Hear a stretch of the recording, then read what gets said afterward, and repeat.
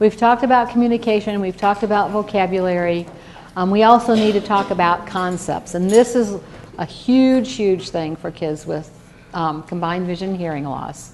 Okay, you know, how do you teach what is a tree? Okay, how do you teach, well, again, all the different kinds of spoons, okay? What is spoonness, you know? So concepts are how we, when we're learning, make a connection between an object, an event, and people, and so we have to know what these things are. It's the foundation for abstract learning. It's also a foundation for literacy. Okay, you've got to know the concepts of things in order to do those. There are 3 categories: concrete concepts, semi-concrete, and abstract. And here, we'll just skip to some. You can read this. A concept so sometimes we talk about developing concepts and we talk about developing skills. Just understand that concept development is different than skill development. Okay, a concept is something, it's a mental representation. Okay, it happens up here, but it's a representation of something tangible.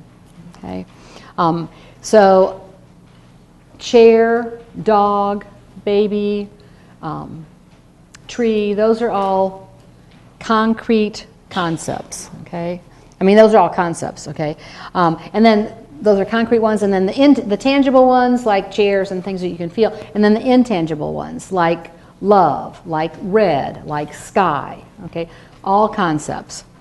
And then the skill is the ability to do something, like tie your shoe. Okay.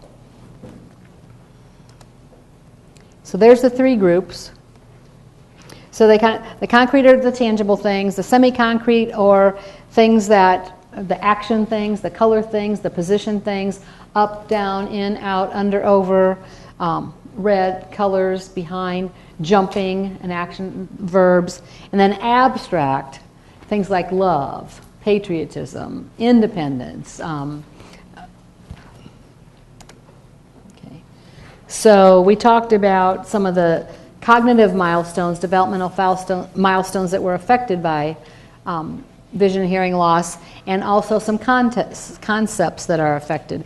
That objects exist, that they're permanent, that they're different, okay, that they have names or labels, that they have purpose, that they have a function or a use. You use things for something, and that they have characteristics.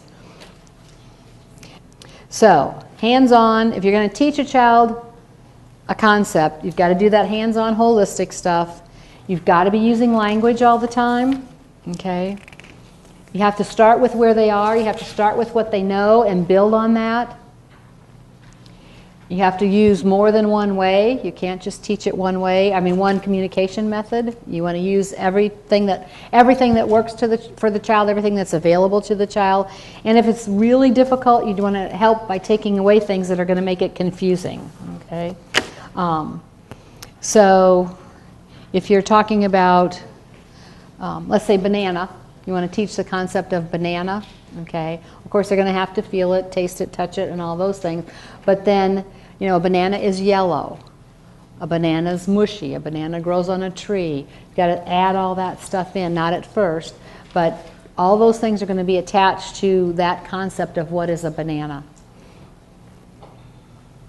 I'm going to say this right now. Write it down or imprint it into your memory. Please don't try to teach a child like this what a car is by giving him a toy car. Okay. Once he knows what a car is, and you know the words, but, you know, or teach him that it's a toy car. This is a real car. This is a toy car.